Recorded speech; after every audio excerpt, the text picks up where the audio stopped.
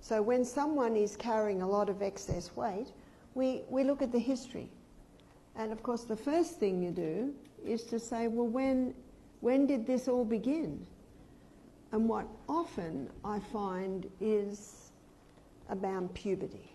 So you know what that tells me? There's a hormone factor. And just touching lightly on this, because we'll explore it in more detail, mother hormone is progesterone, and progesterone as mother hormone, see, I'm a mother, and I gave birth to sons, and the son is testosterone for progesterone. And I also gave birth to daughters, and the daughters are estrogen. And when the mother is in her rightful position, the daughters and the sons are kept in line, so to speak, under control, doing the right thing. What's the old saying? When the cat's away, the mice do play. Well, when the mother is taken out of place, and especially estrogen rises, estrogen is a cell proliferator. What does cell proliferator mean? Cell proliferator means causes massive cell growth. So what would cause the cat to be taken away and the mice do play? What would cause progesterone to be put down and estrogen to come up? The contraceptive pill. The contraceptive pill does it by boosting estrogen, and I'll be explaining that in detail on Thursday. So when estrogen rises with cell proliferator, what's that? That's excess weight.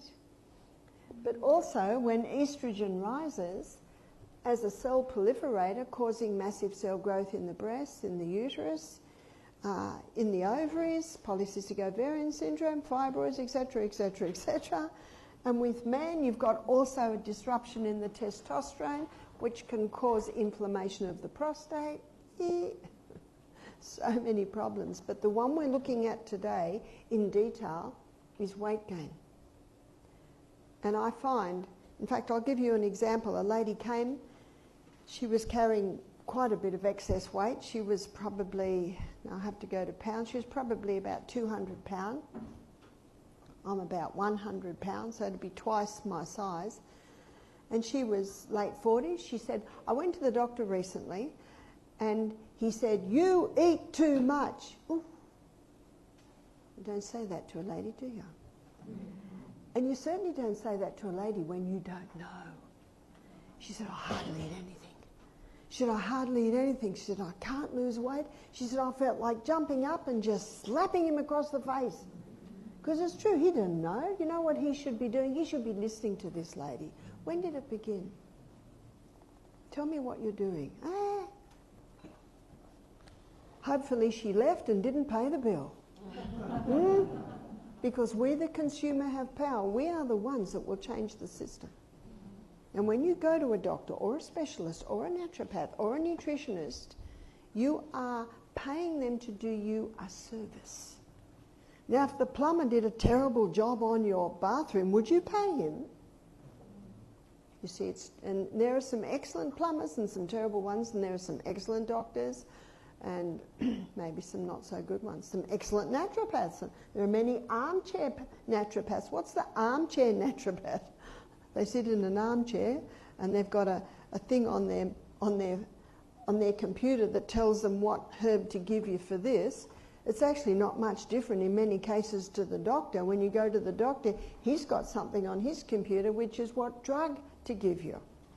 There are some excellent naturopaths. There are some excellent doctors. And if you want a good plumber, you've got to search out a good one, don't you? Same with the other areas. Exactly the same with the other areas. So back to this lady. So she sat in front of me. She said, I'm so frustrated. I don't know what to do and how many are such. In page 127 of the Ministry of Healing, she says, the only hope of better things is the education of people in the right principles. That's why I do what I do. She said, I don't know what to do. And so as I listened to her, as I looked at her history, because the history reveals a lot, and when I looked at her symptoms, she definitely had a hormonal imbalance. And Psalm 104 verse 14, the Bible says God gave herbs for the service of man. I love that verse because herbs come into your body, whether it by mouth, whether it by skin. They come into your body and they say, where would you like me? What would you like me to do? They're there to serve you. Whereas drugs, you know what they're like? They're like robots. Get out of my way, I've got a job to do whether you need it or not.